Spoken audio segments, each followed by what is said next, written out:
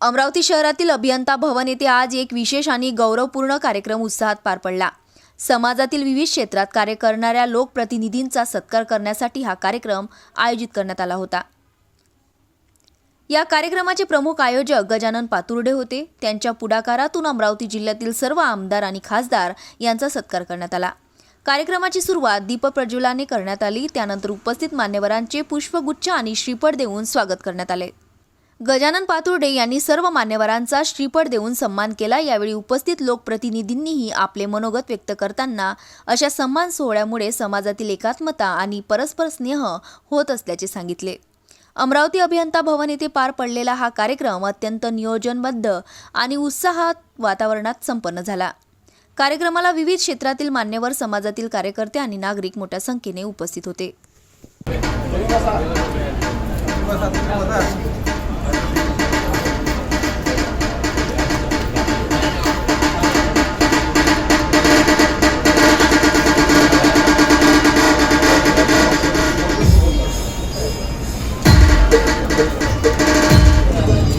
थोड्या थाटामाटात घ्या हे मला पुस्तकाचा उद्घाटन सोहळा आपल्या सगळ्यांच्या साक्षीनं या ठिकाणी पार पडत आहे। सगळ्या माझ्या मित्रतुल्य पितृतुल्य सगळ्यांना विनंती आहे, कृपया हे एकदा जोरदार टाळ्या पाहिजे या निमंत्रणासाठी।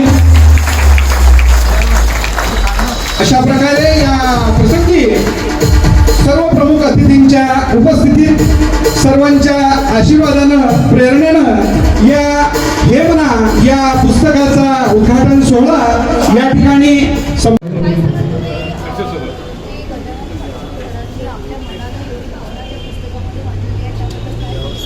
अतिशय शोधन केलं आहे। मनाची ताकद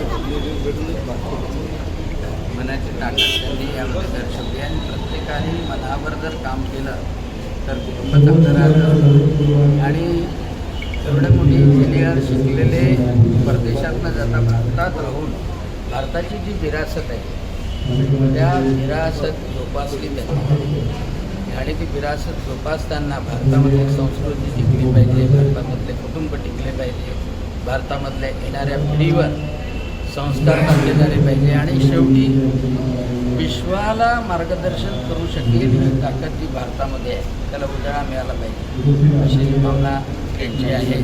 शेवटी विश्वामध्ये सर्व शांती, समाधान आणि सुख सर्वांना प्राप्त होईल याची प्रार्थना सुद्धा केलेली आहे। त्यामुळं मी त्याचं अभिनंदन केलं आणि